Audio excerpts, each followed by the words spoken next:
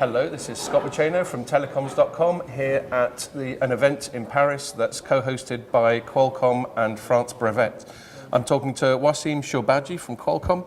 Wasim, why don't you start by telling us what the purpose of this event is? Thank you for having me here. This is a great event because it's on the eve of 5G launch, and 5G is about collaboration between research institutes, between industry players and policymakers. And what you see at this event is this combination coming together to define the future of 5G.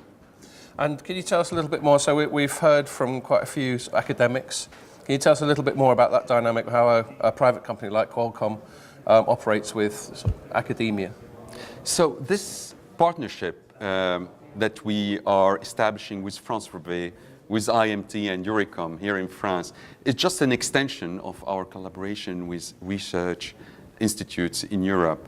And the key point here is to anchor fundamental research that's so important to advance future 5G standards, to anchor that fundamental research into market reality on one hand, and on the other hand, really into the standardization roadmap, because at the end, it's really about standards.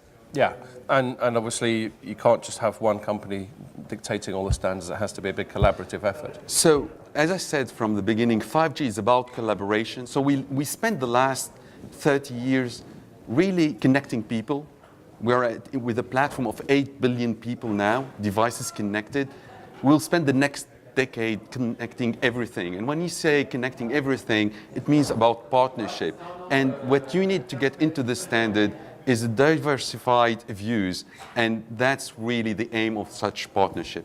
Okay, and obviously the public sector has a role to play in all this, and I know a big part of your day job is sort of government relations, regulators, all that sort of thing, especially within Europe. So could you just tell us a little bit about what the situation is from that perspective in Europe? I think in Europe, so actually we kind of seeing the result of 4 years of work with policymakers. So what you're seeing right now in Europe, at the heart of the 5G launches is the spectrum auctions. So we have auctions completed in the UK, in Italy, in Austria, in Switzerland, in Finland, and you can go on and on. And today we have the German auction ongoing.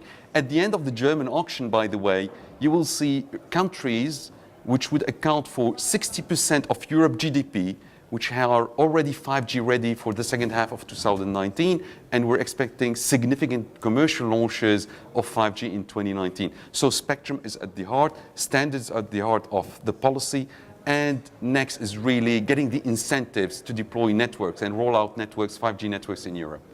And obviously it varies from country to country how much 5G spectrum they're making available. Are you happy with the rate of progress in that respect? We're happy. So let's put it in the bigger perspective. So in Europe, actually, we have 3 kinds of spectrum bands that have been harmonized across the EU.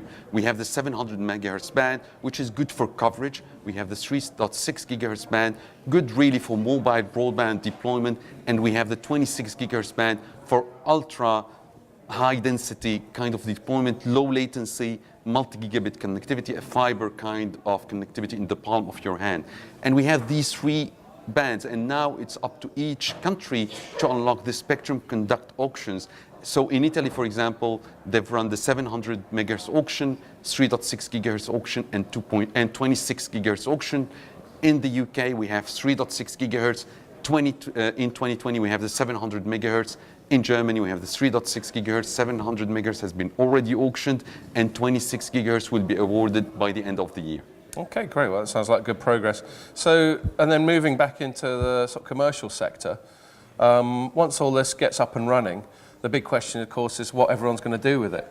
Can you, and as we've heard from some speakers already today, it's sometimes impossible to predict accurately, but could you give us some kind of insight, some kind of look forward as to how you think 5G will be used in the coming years? Yeah, so let's start with the beginning, like 5G today. So 5G is here, and there is really an indicator I like to always quote, which is comparing 4G with 5G. 4G a decade ago, when we launched 4G, the first year we had 4 operators and 3 OEMs for the initial launches.